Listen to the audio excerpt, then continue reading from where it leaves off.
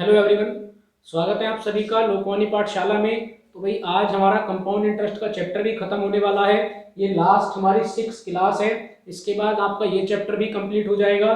तो जैसा आपसे पिछली क्लास में बताया गया था कि इस चैप्टर के कंप्लीट होने के बाद हमारे 4 चैप्टर कंप्लीट हो गए हैं। परसेंटेज कंप्लीट हो गया, प्रॉफिट लॉस कंप्लीट हो गया, सिंपल इंटरेस्ट और कंपाउंड इंटरेस्ट। तो कुल 4 चैप्टर कंप्लीट हो गए हैं। तो अब आप लोगों के लिए मैं कुछ प्रैक्टिस सेट लाने वाला हूँ।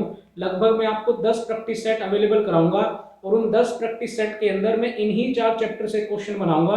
और वो सारे क्वेश्चन कैसे होंगे, तो वो भी आपके एग्जाम वाले क्वेश्चन होंगे। तो अच्छे से आप उनकी प्रैक्टिस कीजिएगा ताकि आपकी इन 4 चैप्टर पर अच्छे से कमांड बन जाए। तो आज ये हमारी लास्ट क्लास है। अगला चैप्टर भी मैंने आप लोगों को बता दिया है। नया चैप्टर जो हम शुरू करने वाले हैं वो होगा टाइम एंड वर्क, यानी समय और कार्य। तो कुछ नए कॉन्सेप्ट आएंगे नए चैप्टर के साथ। तो फिलहाल आज की इस क्लास में 3 ही क्वेश्चन हैं, फटाफट इनको कंप्लीट कर लेते हैं। पहला क्वेश्चन है, कोई धन सी आई यानी चक्रवृद्धि ब्याज की दर पर 2 वर्षों में 500 रुपए तथा कुल 3 वर्षों में 540 रुपए हो जाता है। तो आपसे कहा गया है चक्रवृद्धि ब्याज की दर कितनी है। देखिए भाई, तीनों क्वेश्चन के अंदर एक तो आपसे रेट पूछी गई है, ब्याज की दर पूछी गई है, और इन 2 क्वेश्चन में आपसे मूलधन भी पूछा गया है। तो पहले मैं आपको 3 क्वेश्चन के अंदर ये रेट निकालनी बताऊंगा कि आप ब्याज की दर कैसे निकाल लेंगे, और रेट निकालने के बाद फिर मूलधन आपको कैसे कैलकुलेट करना है। तो मूलधन निकालने के मैं आपको 2 तरीके बताऊंगा, जिस तरह से आपको अच्छा लगेगा उस तरह से आप मूलधन को कैलकुलेट कर सकते हैं। तो पहले तीनों ही क्वेश्चन में हम ब्याज की दर निकालनी सीखते हैं। तो क्या दिया गया है कि चक्रवृद्धि ब्याज की दर पर 2 वर्षों में 500 रुपए और कुल 3 वर्षों में कितने हो जाते हैं, 540 रुपए हो जाते हैं। तो आपसे आपको बताना है चक्रवृद्धि ब्याज की दर कितनी है। कोई मूलधन हमें नहीं दिया गया, हम क्या मानेंगे कि मूलधन हमारा क्या है, पी है। ठीक है, स्टार्टिंग कहां से करेंगे, हम मूलधन को क्या मानेंगे कि मूलधन हमारा पी है। और उसके बाद आपसे क्या कहा गया, तो आपसे कहा गया कि 2 वर्ष के बाद, यानी ये धनराशि 2 वर्षों तक चली और 2 वर्षों तक चलने के बाद ये कितनी हो गई, तो भाई ये 500 रुपए हो गई। तो यहाँ कितना लिख देंगे, यहाँ 500 लिख देंगे। ठीक है, आगे क्या कहा गया, तथा कुल 3 वर्षों में, कुल 3 वर्षों का मतलब है कि हमें यहां से आगे 3 साल नहीं चलना भाई। अगर यहां से आगे 3 साल चलना होगा तो लैंग्वेज आएगी अगले 3 वर्षों में। तो अगले 3 वर्ष का मतलब इन 2 वर्ष से आगे। लेकिन अगर कहा है कुल 3 वर्षों में, तो कुल का मतलब क्या होगा कि यहीं से हमें क्या करना है, यहीं से हमें कुल 3 वर्ष कैलकुलेट करने हैं। बात समझ में आई। अगर लिखा होता अगले 3 वर्ष तो मैं 2 से आगे 3 साल चलाऊंगा। अगर लिखा है कुल 3 वर्ष तो भाई 2 साल तो चल चुके, इसका मतलब आगे कितना चलना है, 1 साल और चलना है। और इतना चलने के बाद जो आपकी धनराशि है वो कितनी हो गई है, तो वो 540 रुपए हो गई है। तो अगर आप देखेंगे तो यहाँ से यहाँ तक का टाइम आपके पास कितना है, तो भाई यहाँ से यहाँ तक का टाइम है आपके पास 1 साल। और जहां पर आपका मूलधन था वहां से पहले वाली धनराशि बनने का टाइम कितना है, तो ये है आपके पास 2 साल। तो कभी कभी ये वर्ष आपके अलग अलग आते हैं, कभी कभी इन वर्षों का जो डिफरेंस होता है वो बराबर होता है। तो 2 ही टाइप के आपके क्वेश्चन बनेंगे। या तो क्या होगा, जो इन वर्षों का अंतर होगा भाई, जो आपके वर्ष हैं, या तो वो आपका सेम दिया जाएगा, जैसे यहाँ पर 2 थे तो हो सकता है यहाँ पर भी 2 होते, फिर आगे भी 2 होते। और या क्या होगा, वो वर्ष आपके अलग अलग होंगे, जैसा इस क्वेश्चन के अंदर है भाई, पहले 2 साल दे दिए गए और फिर 1 साल दे दिया गया। तो कोई दिक्कत नहीं है। सबसे पहले हमें क्या कैलकुलेट करके लाना है, तो हमें सबसे पहले रेट ऑफ इंटरेस्ट यानी ब्याज की दर निकाल के लानी है। तो वो हम कैसे कैलकुलेट करते हैं, तो भाई अगर आपको ध्यान हो तो जब मैंने आपको क्लास 3rd कराई है, जो तीसरी क्लास मैंने कराई है, वहां मैंने आपको ऐसे ही क्वेश्चन कराए थे कि कोई धनराशि कितने समय के बाद दुगनी हो जाती है, 4 गुनी हो जाती है, कितने समय में 8 गुनी हो जाएगी। तो वो सभी जितने भी क्वेश्चन थे वो मैंने आपको क्लास 3rd के अंदर कराए हैं। तो अगर आपने ये क्लास नहीं देखी है तो इसका लिंक मैं आज डिस्क्रिप्शन बॉक्स में डाल दूंगा, जहां से आपको ये क्वेश्चन जो मैं आज करा रहा हूं ये आपको समझने में आसानी होगी।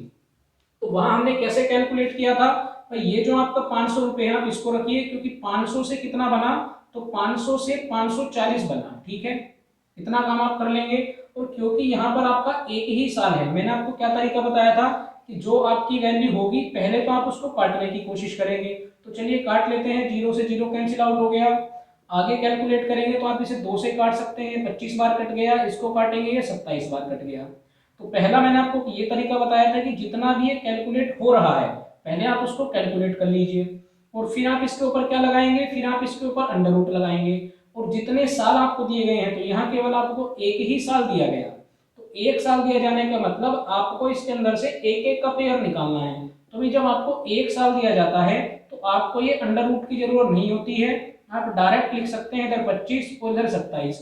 भाई 25 का एक जोड़ा बनाओगे तो 25 ही तो बाहर आएगा, तो जितने साल ऊपर लिखे हैं उतने का हमें जोड़ा बनाना होता है। लेकिन अगर आपके पास केवल एक ही साल है, आपको केवल एक वर्ष दिया गया, तब हम इस वैल्यू को डायरेक्ट लिख सकते हैं। तो आप क्या बोलेंगे कि भाई वैल्यू कितनी थी 25 और ये कितनी हो गई, तो ये 27 हो गई। सिंपली क्या कर दीजिए, प्रतिशत वृद्धि का कॉन्सेप्ट लगा दीजिए। भाई 25 से 27 हो रहा है तो कितना बढ़ रहा है, 2 बढ़ रहा है। कहां से बढ़ा होगा, 25 से बढ़ा होगा। मल्टीप्लाई किससे कर देंगे, 100 से मल्टीप्लाई कर देंगे, क्योंकि आपको क्या निकालनी है, रेट निकालनी है। भाई 2 से आप काट दीजिए, 2 से नहीं कट रहा, 25 से काट दीजिए, 25 चौका 100, 4 की मल्टीप्लाई 2 में कर देंगे तो कितना आ जाएगा, तो ये आपके पास आ जाएगा 8%। तो अभी मैं आपको केवल ब्याज की दर निकालना बता रहा हूं, उसके बाद तीनों क्वेश्चन कंप्लीट करने के बाद फिर हम इन्हीं 3 क्वेश्चन का मूलधन निकालेंगे। तो एक बार आप इसको नोट कर लीजिए।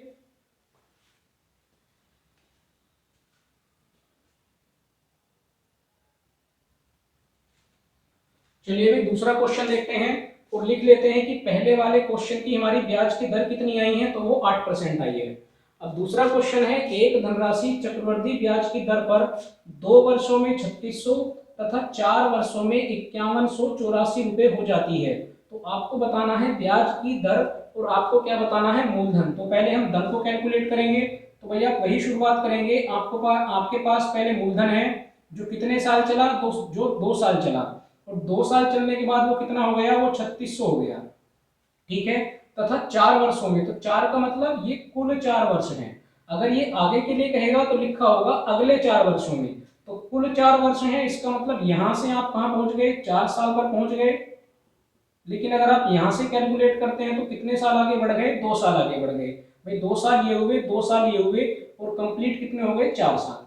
धनराशि कितनी बन चुकी है, तो वो बन चुकी है 5184 रुपए, ठीक है, 5184।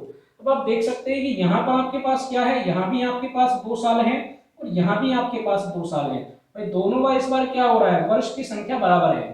लेकिन जब हमने पहला क्वेश्चन किया था तो पहले आपको 2 साल दिए गए, फिर आपको 1 साल दिया गया, तो इससे मूलधन पर वैल्यू पर फर्क पड़ेगा। जब हम मूलधन निकालेंगे तब आपको मैं बात समझाऊंगा कि इससे कैलकुलेशन पर कहाँ फर्क पड़ने वाला है।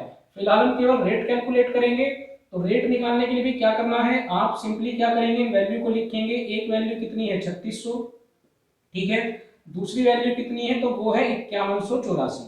तो सबसे पहला काम हम क्या करते हैं, जितना आप इसको कैलकुलेट कर सकते हैं आप इसको कैलकुलेट कीजिए। तो इसको अगर आप 9 से काटेंगे तो ये कटेगा 400 बार। इसको अगर आप 9 से काटेंगे तो 9 पंजे 45, भाई 6 बचेगा, 8 उतारेंगे, 9 सत्ते 63, उसके बाद 5 बचेगा, 4 उतारेंगे, 9 6 54, तो कितना आएगा, 576। और अब ये वैल्यू कटेगी नहीं अगर आप इसको काटेंगे। चलिए एक बार ट्राई कर लेते हैं, अगर 4 से काटते हैं कितनी बार कटेगा, 100 बार। अगर इसको 4 से काटते हैं, 4 एकम 4, कितना बचेगा, 1 बचेगा, 4 चौक 16, फिर वापस क्या करेंगे, 4 चौक 16, कट रहा है तो काट दीजिए। आगे वो कैलकुलेट कर लेते हैं, तो आप इसको डायरेक्ट काट सकते हैं 4 से कितनी बार कटेगा, 25 बार। इसको आप 4 से काटेंगे, 4 तिया 12, 4 6 24, तो फाइनली ये 25 और 36 बार कटा। वैसे आप यहाँ पर भी कैलकुलेशन कर सकते थे, लेकिन कोई बात नहीं, हमने क्या कर लिया, हमने इसको और छोटा कर लिया, कितना हो गया, 25 और 36 हो गया। तो जितना मैक्सिमम ये कैलकुलेट हो जाए, आप जो मैक्सिमम कैलकुलेशन कर सकते हैं उसको करने के बाद फिर आपको क्या करना है, फिर आपको इसके ऊपर अंडर रूट लगाना है, ठीक है। तो यहाँ पर हमने कैलकुलेट करा, कैलकुलेट करने के बाद कितना आया, 25 और 36। लेकिन इस बार आप देख सकते हैं टाइम इस बार 2 वर्ष का है। तो भाई अगर 2 वर्ष है तो हमें 2 के जोड़े बनाने पड़ेंगे। तो भाई अगर 25 को बाहर निकालोगे कितना बाहर आएगा, 5। 36 को बाहर निकालोगे कितना बाहर आएगा, 6। अब यहाँ पर आपको सिंपली क्या कर देना है, प्रतिशत वृद्धि का कॉन्सेप्ट लगा देना है। तो भाई कितना बढ़ रहा है, 1, कहां से बढ़ा, 5 से। मल्टीप्लाई किससे कर देंगे, 100 से, क्यों, क्योंकि प्रतिशत में चाहिए। तो आप कैलकुलेट करेंगे तो कितना आ रहा है, 20%। देखिए अगर मैं यहाँ पर कैलकुलेट करता हूं तो ये दोनों भी स्क्वायर हैं। भाई 400 किसका स्क्वायर होता है, 20 का। 576 किसका स्क्वायर होता है, 24 का। तो मोस्टली आपके पास पेयर बन के वैल्यू बाहर आती है, तो आप यहाँ से भी जोड़े बना सकते थे। भाई यहाँ से कैलकुलेट करेंगे तो आप बोलेंगे कितना बढ़ रहा है, 4। भाई कहाँ से बढ़ा, 20 से। मल्टीप्लाई किससे करनी है, 100 से मल्टीप्लाई करनी है। तो आप 4 से काटिए, कितनी बार कटेगा, 4 पंजे 20, 5 से आप 100 को काटेंगे कितनी बार कटेगा, तो 20 बार कटेगा, तो यहाँ से भी आपकी रेट आ जाएगी और यहाँ पर भी आप रेट को कैलकुलेट कर सकते हैं। तो आई होप कि दोनों क्वेश्चन के अंदर ही आपको पता लगा हो कि ब्याज की दर कैसे निकालनी है। भाई अगर 1 साल है तो आप वैल्यू को डायरेक्ट रखिए, 2 साल है तो आप 2 के जोड़े बना के निकालेंगे। अब जब मैं आपको 3 साल वाला क्वेश्चन कराऊंगा तो आपको इसके अंदर से 3 के जोड़े बना के बाहर निकालने हैं। आई होप कि आपको अच्छे से कॉन्सेप्ट समझ में आ रहा होगा। चलिए क्वेश्चन नंबर 3 कर लेते हैं और फिर हम क्या निकालेंगे उसके बाद हम मूलधन वैल्यू कैलकुलेट करेंगे, ठीक है।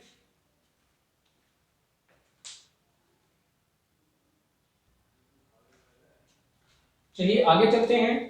तीसरा क्वेश्चन है, एक धनराशि 2 वर्ष में 8,000 तथा 5 वर्षों में 27,000 रुपए हो जाती है। तो पहले ब्याज की दर कैलकुलेट कर लेते हैं।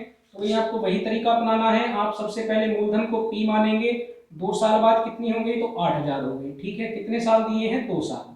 फिर दिया गया है 5 वर्ष में, तो अगले नहीं लिखा, इसका मतलब ये कुल 5 वर्ष हैं। तो कुल 5 वर्ष का मतलब आगे कितने साल चलने हैं, केवल 3 साल चलने हैं। आई होप कि ये बात आपको समझ में आ गई होगी।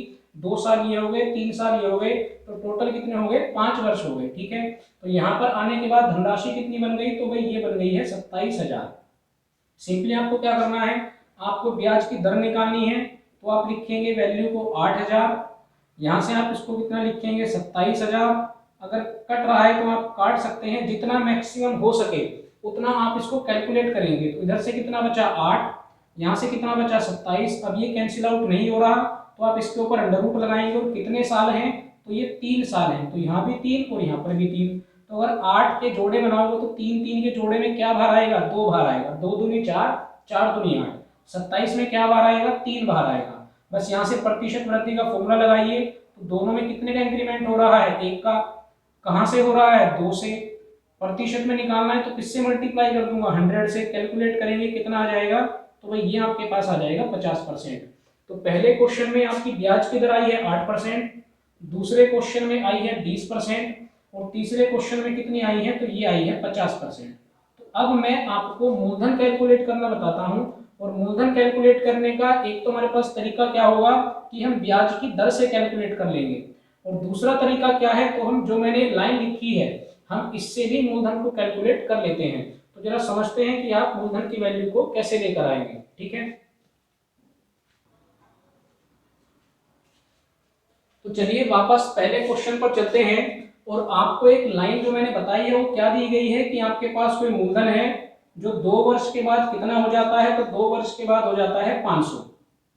और फिर अगले 1 वर्ष में कितना हो जाता है, तो अगले 1 वर्ष में हो जाता है 540। यानी यहां से यहां तक आने में उसको कितने साल लग गए, तो कंप्लीट लग गए हैं भाई 3 साल।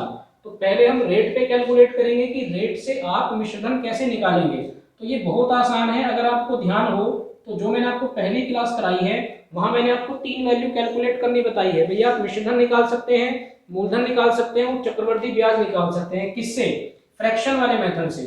तो अगर 8% की फ्रैक्शन ब्रेक करेंगे तो वो कितनी होती है, 2/25। अब 2/25 हुई तो ये तो हमने फ्रैक्शन तो ब्रेक कर ली, लेकिन अब हमें ये कैसे पता लगेगा कि हमें इसे कितने साल चलाना है। भाई यहाँ पर 1 साल लिखा है, यहाँ पर 2 साल लिखे हैं, तो हमें ये कैसे पता लगेगा कि हमें इसे कितने साल तक चलाना है। तो ये बड़ा सिंपल है। भाई आपको क्या निकालना है, आपको मूलधन निकाल के लाना है। ये जो मूलधन से आगे वैल्यू जा रही है ये क्या है, तो आप बोलेंगे कि ये मिश्रधन है। भाई जो वैल्यू आगे बढ़ जाती है वो क्या बनती चली जाती है, वो मिश्रधन बनती चली जाती है। और इसके अंदर क्या शामिल होता है, तो इसके अंदर एक मूलधन शामिल होता है और एक ब्याज शामिल होता है। जैसे जैसे आगे बढ़ती जाएगी तो ब्याज पे ब्याज लगता जाएगा और इसके अंदर मूलधन शामिल होता जाएगा। तो हमें तो क्या चाहिए, हमें मूलधन चाहिए। तो ये हमारा क्या है, 500, ये हमारा मिश्रधन है। तो हमें केवल यहाँ पे कैलकुलेशन करनी है। तो आपको टाइम कितना दिया गया है, तो आपको टाइम दिया गया है 2 साल का। तो इसका मतलब मुझे वैल्यू को कितनी बार चलाना है, तो वैल्यू को आप 2 बार चलाएंगे। आप बोलेंगे पहले आपका मूलधन 25 था, फिर वो कितना बन गया, वो 27 बन गया। फिर दूसरे साल भी कितना था, 25, और फिर वो कितना बन गया, वो 27 बन गया। तो कैलकुलेट करेंगे, इधर कितना आ जाएगा भाई, 625 आ जाएगा। इसको कैलकुलेट करेंगे 729 आ जाएगा। और इसी 729 का मान आपको क्वेश्चन में क्या दिया गया है, 500 दिया गया है। क्योंकि 2 साल के बाद कितनी बनी है, 500। हमारे अकॉर्डिंग कितनी बनी है, 729। तो 729 का मान कितना है, 500 है। किसका मान निकाल के लाना है, 625 का मान आपको निकाल के लाना है। तो भाई देखिए कैलकुलेशन नहीं होगी, और ये थोड़ी टिपिकल भी होती है जो आपका आंसर आएगा वो डेसिमल में आएगा, इसलिए मोस्टली एग्जाम के अंदर क्या पूछी जाती है, दर पूछी जाती है। अगर आप इसको कैलकुलेट करेंगे तो आप बोलेंगे भाई 500 में किसकी मल्टीप्लाई हो जाएगी, तो 500 में 625 की मल्टीप्लाई हो जाएगी, नीचे कितना बचेगा 729 बचेगा। तो आपको ये पूरी कैलकुलेशन करनी पड़ेगी और तब जाके आपका क्या आएगा, तब जाके आपका मूलधन आएगा। तो कभी कभी ऐसी वैल्यू भी आती है कि हम इसको कैलकुलेट कर लेते हैं, अदरवाइज हमारा जो आंसर होगा वो किस में होगा, वो डेसिमल में होगा। तो आप कैलकुलेशन करके देख सकते हैं क्या आ जाएगा भाई, आपका मूलधन निकल के आ जाएगा। चलिए दूसरा क्वेश्चन देख लेते हैं। तो यहाँ पर आपकी ब्याज की दर कितनी है, 20%। तो भैया 20% है तो आपको क्या दिया गया है कि मूलधन था, पहले कितने साल चला, 2 साल चला, कितना हो गया 3600 हो गया, ठीक है। फिर वापस 2 साल चला और कितना हो गया 5184 हो गया। कब, पहले 2 साल ये चले हैं और फिर 2 साल ये चले हैं, ठीक है। इतना काम आपने कर लिया। अब अगर 2 ही साल चला है तो वापस आपको क्या करना पड़ेगा भाई, 20% की फ्रैक्शन ब्रेक कीजिए, कितनी हो जाएगी 1/5। तो आप बोलेंगे पहले साल 5 है, दूसरे साल 6 हो गया, फिर 5 है, कितना हो गया 6 हो गया, मल्टीप्लाई करेंगे, मूलधन कितना हो जाएगा 25 और मिश्रधन कितना हो जाएगा 36, और इसी 36 का मान आपको क्या दिया गया है 3600। देखिए इस बार आपकी कैलकुलेशन हो जाएगी भाई, 36 का मान कितना है 3600 है, तो आपकी कैलकुलेशन आसान बनेगी। आपको किसका मान निकालना है, आपको 25 का मान निकालना है। भाई कैलकुलेट करेंगे 36 से कितनी बार कट रहा है, 100 बार कट रहा है, 100 की मल्टीप्लाई 25 में कर लेंगे तो मूलधन कितना आ जाएगा, तो ये आपके पास आ जाएगा 2500 रुपये।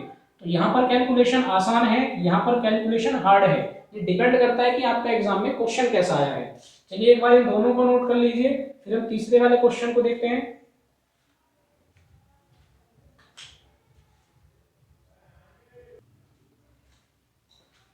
चलिए भाई थर्ड वाले क्वेश्चन में आपकी जो रेट निकल के आई थी वो निकल के आई थी 50%। कितनी आई थी भाई, तो वो आई थी 50%। तो आपको सिंपली क्या करना है, आप लिखेंगे भाई जो आपका मूलधन है वो कितना है, पी है, 2 साल में कितना हो गया, तो 2 साल में हो गया था 8000, ठीक है। उसके बाद क्या हुआ, फिर टोटल 5 साल है यानी अगले 3 साल में कितना हो गया, तो अगले 3 साल में हो गया 27000। तो भाई पहले 8000 है फिर 27000 हो गया, तो हमें तो केवल यहाँ पर कैलकुलेशन करनी है। 50% आपकी रेट आई है तो 50% का फ्रैक्शन ब्रेक कर लें, कितना हो जाएगा 1/2, यानी पहले वो 2 थी, फिर कितनी हो गई 3, फिर कितनी 2, फिर कितनी हो गई 3। तो फाइनली आप कैलकुलेट करेंगे ये कितना बन रहा है 2 दूनी 4 और ये कितना बन रहा है 3 3 9। तो आपका मिश्रधन कितना है 9 है, जबकि क्वेश्चन के अंदर मिश्रधन कितना है 8000। तो आप बोलेंगे 9 की वैल्यू कितनी है, तो भाई 9 की वैल्यू है 8000।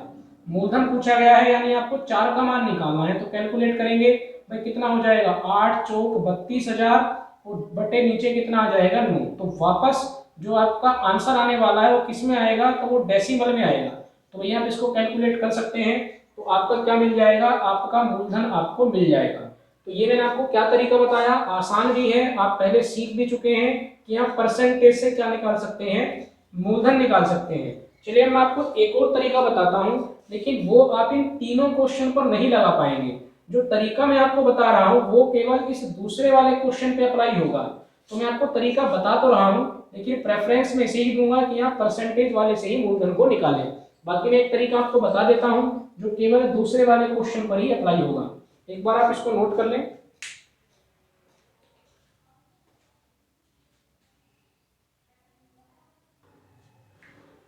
चलिए भाई ये जो आपका थर्ड वाला क्वेश्चन है, अगर आप इस कैलकुलेशन को करेंगे 32,000/9 को, तो आप कैलकुलेट करके देख लीजिएगा आपकी ये वैल्यू आनी चाहिए 3555.55, लगभग इतना आएगा।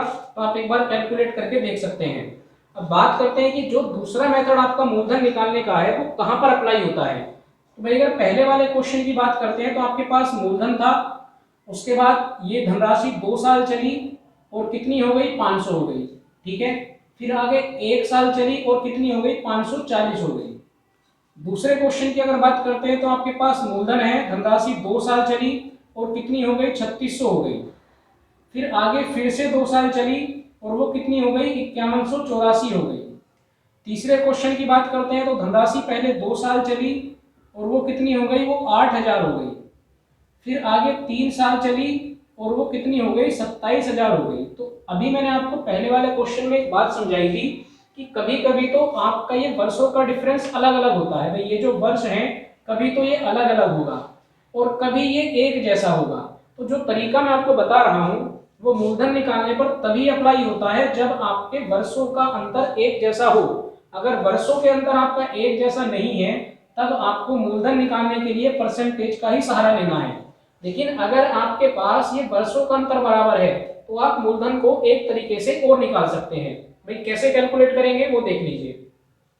यहां पर भी 2 वर्ष है, यहां पर भी 2 वर्ष है। इसका सीधा सा मतलब क्या होगा कि जितने गुना, सीधा सा मतलब क्या है कि जितने गुना ये वैल्यू हुई उतने ही गुना ये वाली वैल्यू भी हुई होगी। भाई दोनों का टाइम सेम है, इसका मतलब जितने गुना यहाँ पर बढ़ी उतने ही गुना वो यहाँ पर बढ़ी होगी। और मैंने आपको ये गुना निकालना सिखाया था कि अगर आपको ये निकालना है कि ये नंबर इसका कितने गुना है तो भाई हम कैसे कैलकुलेट करते हैं। भाई मान के चलिए मैंने लिखा 8 और फिर मैंने लिखा 32 और मैं आपसे पूछता हूं कि 32 8 का कितने गुना है, तो आप कहेंगे 32 को 8 से डिवाइड कर दीजिए, तो 8 सौ कितना होगा 32 4 गुना आ गया। मैं आपसे कहता हूं एक वैल्यू 25 है, एक वैल्यू 125 है। मैं आपसे पूछता हूं ये 125 25 का कितने गुना है, तो आप कहेंगे भाई 125 को 25 से भाग कर दो, तो कितने गुना आया 5 गुना आया। बात समझ में आई। तो ये कॉन्सेप्ट मैं आपको बता के आया हूं और उसी कॉन्सेप्ट से आप यहां से पी की वैल्यू निकाल सकते हैं। देखिए कैसे कैलकुलेट करेंगे। भाई तीसरे वाले क्वेश्चन पे कैलकुलेट नहीं होगा क्योंकि आपका जो वर्षों का अंतर है वो बराबर नहीं है।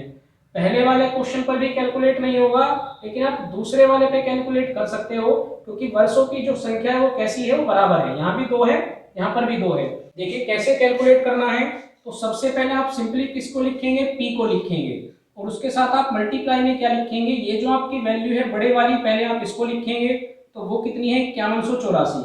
फिर आप ये वाली वैल्यू लिखेंगे कितनी है 3600 और इसको आप बराबर रख देंगे इसी 3600 के, क्योंकि पी से कितना बना है, पी से 3600 बना है और हर बार वो उतने ही गुना बढ़ रहा है, जितना गुना यहाँ पर बढ़ा उतना ही गुना वो यहाँ पर बढ़ा। कैलकुलेट करेंगे तो वही पी आपको निकालना है। ये वैल्यू आप 9 से काट सकते हैं, 9 से काटेंगे 9 पंजे 45, 6 बचेगा, 8 उतारेंगे 9 सत्ते 63, आपके पास कितने बच जाएंगे 4 बच जाएंगे। फिर आप 4 को उतारेंगे 5 बचेंगे, 4 को उतारेंगे 9 6 54, 576 बार कटेगा।